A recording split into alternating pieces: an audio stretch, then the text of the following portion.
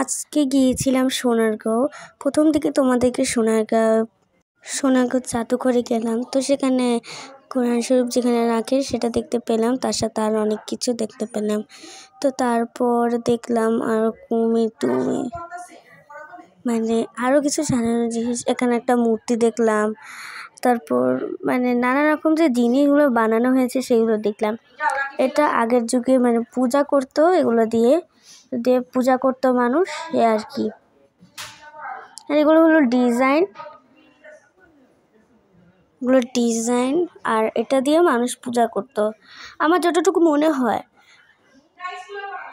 তারপর আমি আবার দেখলাম যে এগুলো দিয়েও মানুষ পূজা করতো, আগেকার যুগে এসব ক্ষয় করে, হাতে তৈরি এগুলা, যেটা সত্যি। এগুলোও দেখলাম, এগুলোও বানানো হয়েছে ক্ষয় করে। হ্যাঁ, আমি এগুলো দেখে জাস্টলি অবাক হয়ে গেছি। তো আম্মু আমাকে বুঝিয়ে দিচ্ছিল কোনটা কি। তারপর এখানে আমি নানা রকম চামচ দেখতে পেলাম, আমার খুবই ভালো লাগলো, কারণ এই চামচগুলো সত্যি বানানো হয়েছিল, এর জন্য আমার কাছে ভালো লেগেছে। আমি খালি দেখতেছি আর দেখতেছি, এটার ব্যাপারটা তো আমি জানিই না, আম্মু তাও একটু বুঝিয়ে দিল, তাও একটু ভুলে গেলাম। যাই হোক, তো তারপর দেখাইলো যে এখানে কি কি রাখা হয়, তারপর আমাকে পূজা করা হতো সেটা দেখানো হলো, তারপর প্রদীপ দেখানো হলো যেখানে প্রদীপ রাখা হয়। তারপর এটা বললো কি যে এখানে আগে সব কিছুই বেটতো, যেমন মশলা, তারপর চাল। এটাই তো আম্মু বললো, আমি তো বড়টা দেখে অনেক অবাক হয়ে গেছি। যাই হোক, তো আমি যে দেখলাম আমার তো খুবই ভালো লাগলো। এরপর আর কি, এরপর তো আমি এটা দেখতেই থাকলাম। আর আমার হাতেও মোবাইল ছিল। তো এরপর চলে আসলাম খাটে। এটা হলো আগের যুগের খাট, আমার কাছে খাটটাও ভালো লেগেছে, এই যে এই খাটগুলো। তারপর আমরা আবার একটু পিছনে ঘুরে দেখি, পিছনেও কিন্তু অনেক কিছু আছে। যাই এগুলো বানানো হয়েছিল, এগুলো হচ্ছে ডিজাইন করে বানানো হয়েছিল। নৌকা আছে, হরিণ আছে, তারপর ডিজাইন আছে। এগুলো হলো কোনো বাক্স, এটা একটা টেবিল, আর এটা হলো সাজানো জিনিস। আর তারপর আরও কিছু দেখতে পেলাম, এটা দেখতে পেলাম। তারপর আমরা এই আর্টটাকে দেখতে পেলাম, এই আর্টটা একটা গ্লাসের মধ্যে ছিল, এখানে মনে হচ্ছে এগুলো রিয়েল মনে হচ্ছিল। তারপর নকশি কাঁথায় চলে গেলাম, আকাশে তো নকশি কাঁথাই মনে হচ্ছে। যাই হোক, এখন তো মনে হচ্ছে আমরা অন্য একটা তালায় যাচ্ছি। তারপর আবারও চলে গেলাম, তো এখানে তুলা নিচ্ছিল, আমিও তো অনেক অবাক হয়ে গেলাম। আর এখানে আরেকটা জিনিস দেখতে পেলাম, তারপর শাড়ি দেখতে পেলাম, আমার কাছে খুবই ভালো লাগলো। তো তারপর চলে গেলাম এসব মাটির জিনিসপত্রে, তারপর মাটির পুতুল, আর মাটির অনেক কিছু তোমাদেরকে দেখাচ্ছি। মাটির হাঁড়ি,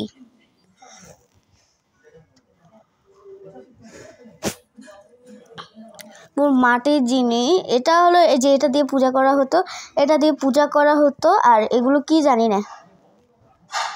এটা হলো কলস, এই কলসটা ভালোই লাগলো। এগুলো হলো আগের যুগের শাড়ি, শাড়িগুলো দেখতে যতটা। আর এখানে তো এত মিনি জিনিস দেখলে আমি তো অবাক হয়ে গেলাম, মিনি নৌকা। তারপর আরও কিছু দেখলাম আমি, যেগুলো দেখে অনেক অবাক হয়ে গেলাম।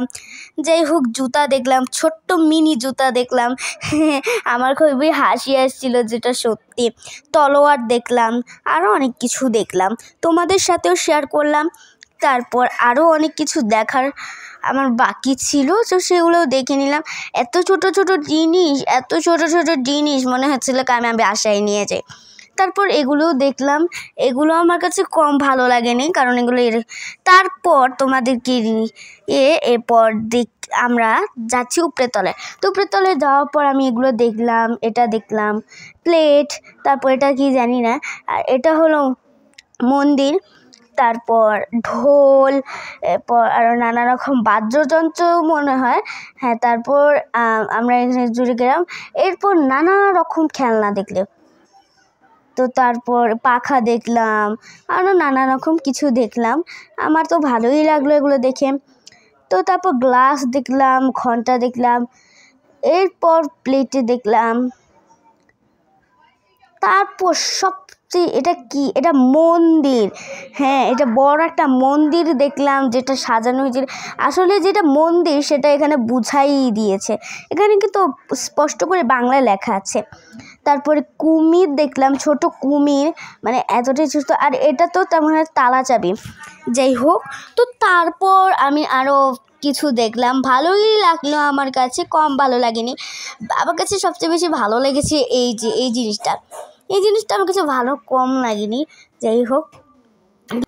তারপর তলোয়ার দেখলাম, মানে আগের যুগে যে তলোয়ারগুলো ছিল সেগুলো দেখলাম, আগের যুগে যে মানুষ যুদ্ধ করতো। তারপর পাতা দেখলাম, সাপ দেখলাম, তারপর হিন্দুদের যে থাকে এটা দেখলাম, আরও নানা রকম কিছু দেখলাম।